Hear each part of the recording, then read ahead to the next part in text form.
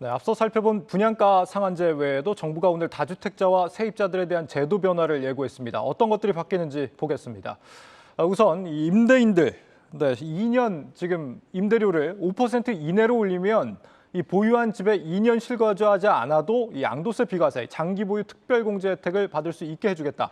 오는 8월부터 계약갱신이 끝난 세입자들이 대거 쏟아져 나오면서 집주인들이 임대료 크게 올려받을 걸 고려한 조치로 보입니다. 이 세입자들은 이 월세 세액공제율을 또 높여주기로 했습니다. 요즘 이 전세가 월세로 많이 바뀌는 추세를 감안한 건데, 예를 들어서 이제 보증금 3억 원에 월세 30만 원 내는 세입자라면 월세 연 360만 원에 15%, 즉 54만 원만큼 세금을 돌려준다 이겁니다.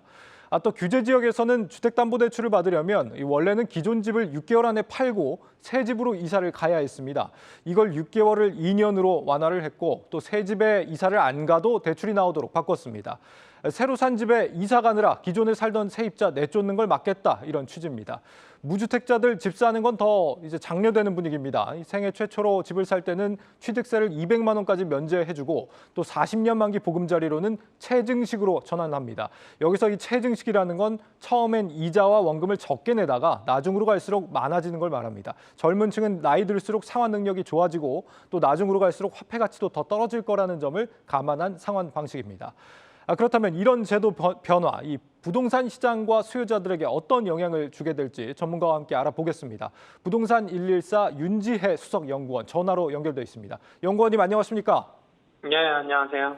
네, 먼저 이 전월세 불안을 해소하기 위한 대책들 오늘 있었는데 그 실효성 네. 좀 어떻게 보고 계십니까?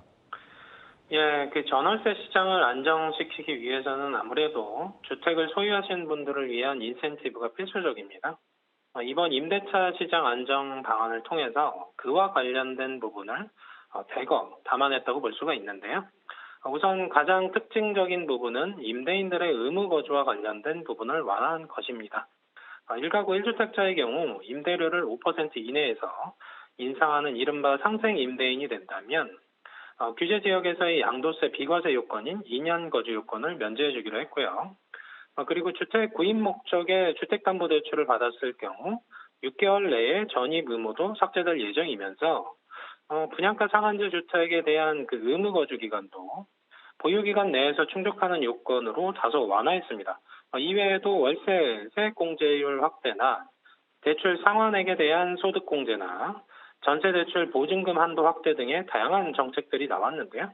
현재 임대차 시장의 90%가량을 민간이 책임지고 있고 주택 소유자의 90%가량이 1주택자라는 점을 감안한다면 효과적인 임대차 시장 안정 방안들이 제시됐다고 평가할 수 있습니다. 네, 이 주택담보대출 받을 때 뭐 예전에는 기존에 살던 주택을 6개월 안에 처분했어야 했는데 이걸 2년으로 늘려주는가 하면 뭐 임대료 적게 올리는 임대인 같은 경우는 2년 거주를 안 해도 이제 양도세 비과세 혜택을 준다.